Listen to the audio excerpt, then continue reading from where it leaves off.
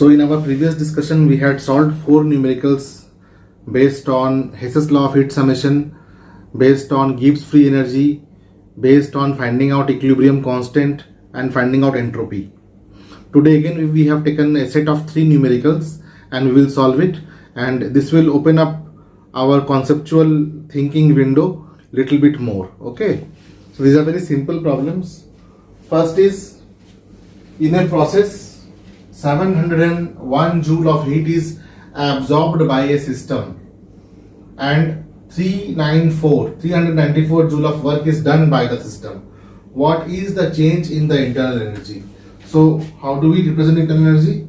Internal energy is equal to U, will be equal to amount of heat absorbed plus amount of work done by the system. So value of Q is given.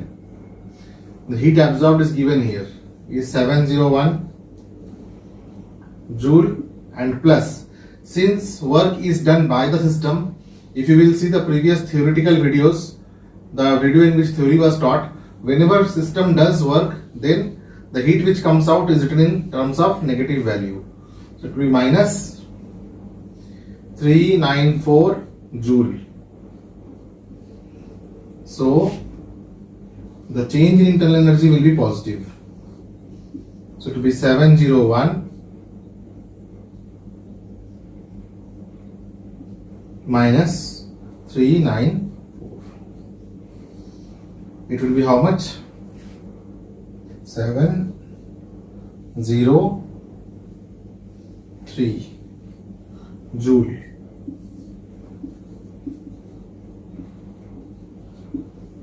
Next question is,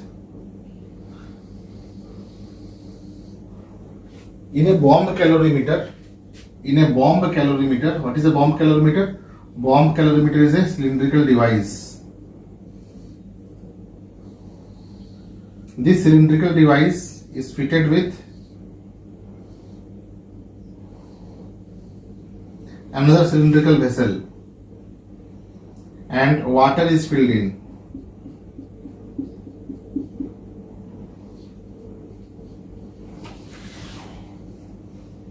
And the sample, whichever is there inside, that can be burnt in a vessel like this. So this can contain desired amount of cyanamide sample or any sample.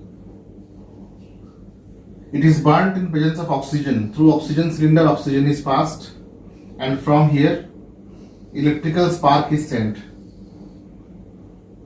Okay, it gives electrical arc. So it burns, the sample burns, the sample catches fire. Now when the sample burns, it produces heat. In a bomb calorimeter, when it produces heat, the heat is absorbed in the water. This heat is measured with the help of a thermometer.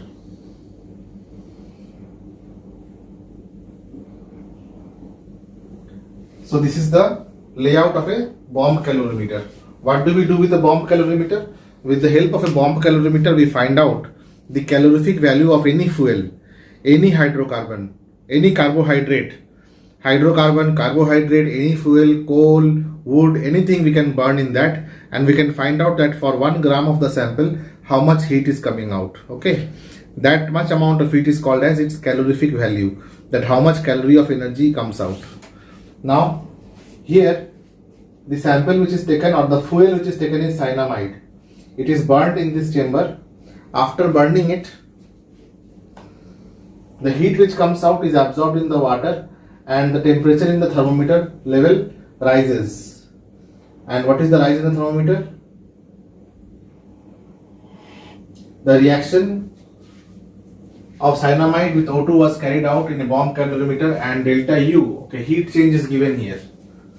Delta U is heat change, is equal to minus 742.7 kilojoule. Temperature is given here at T equal to 298 Kelvin. So we have to find out the value of enthalpy. Now how can we find out the value of enthalpy? The formula for enthalpy is delta H is equal to delta U plus P delta V, or P delta V is also written as delta H is equal to delta U plus delta N RT, because if number of moles will change, then only the volume will change. Okay, and this we have got from PV equal to, since PV equal to nRT, therefore P delta V is equal to delta N RT. So value of R is known to us, it is constant.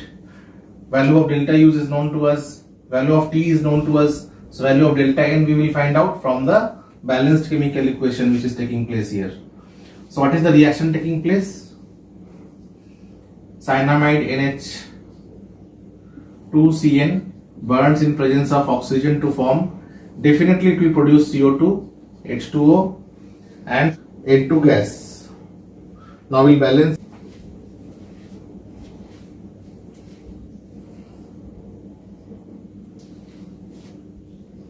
Since 2 nitrogen is there, so we'll give 2 here. Now there are 4 hydrogen here, so we'll give 2 over here. Since there are 2 carbons, so we'll give 2 carbon here. Now we'll see oxygen. 2 oxygen here, and here how many are there? 4, 5, 6.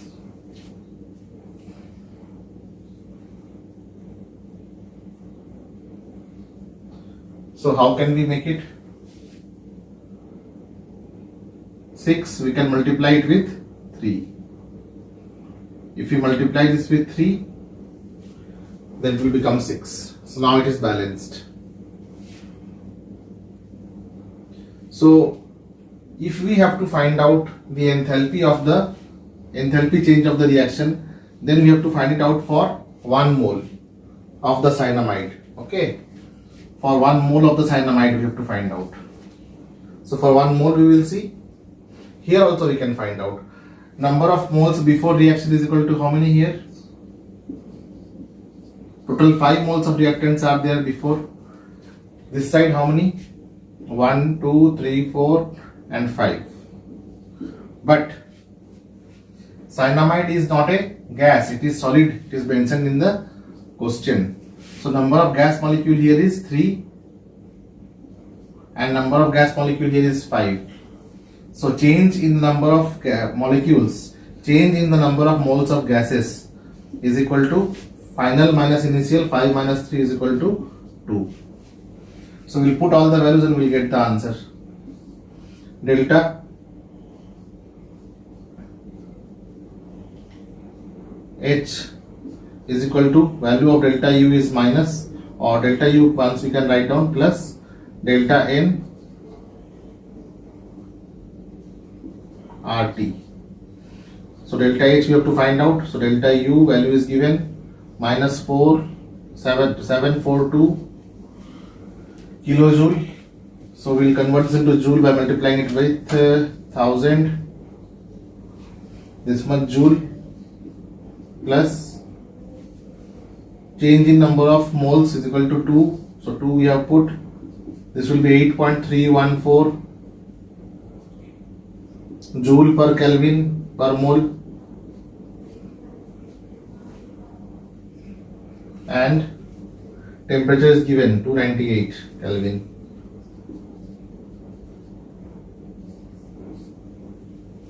So with this we can find out value of delta H.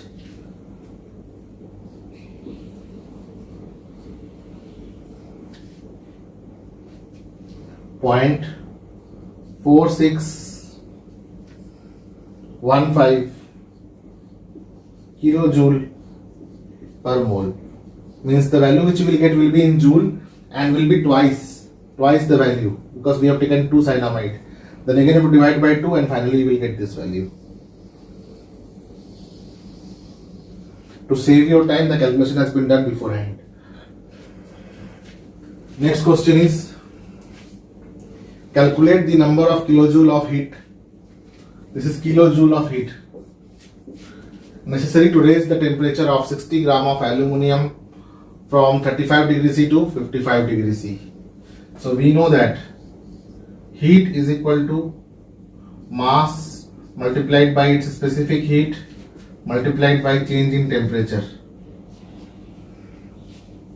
So we require to find out this heat. So mass is given in terms of weight.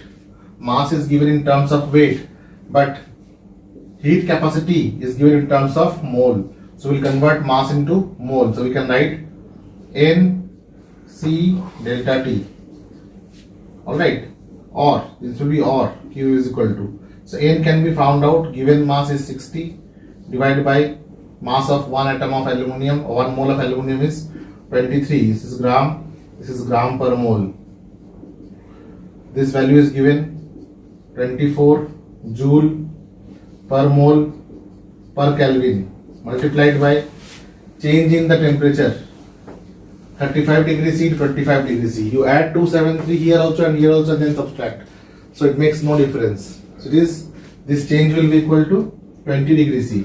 55 degrees C minus 20 degrees C minus 35 degrees C gives 20 degrees C. So if you calculate, you will get gram will be cancelled, per mole will be cancelled, per Kelvin, and here Kelvin is there actually, although it is centigrade, but we can add and we can subtract, so it can be converted into Kelvin. So temperature part is also cancelled. So what we are going to get is, we are going to get in terms of joule. Whatever value we are going to get, we are going to get in terms of joule. So we can write 60 divided by 23 multiplied by 24. Now if you divide by 1000, whatever value we will get, that we will get in terms of kilojoule. 067 kilojoule. Okay, so this part you have to calculate and see. To save your time, this is pre-calculated. This is one answer. This was one answer.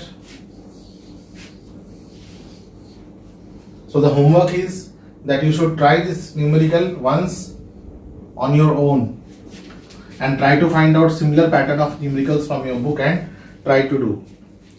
In your NCERT book, you can refer to question number. Exercise question 6.8, 6.9 and 6.10. Means question number 8, 9 and 10. Okay, you can try to solve these problems. These are your exercise questions.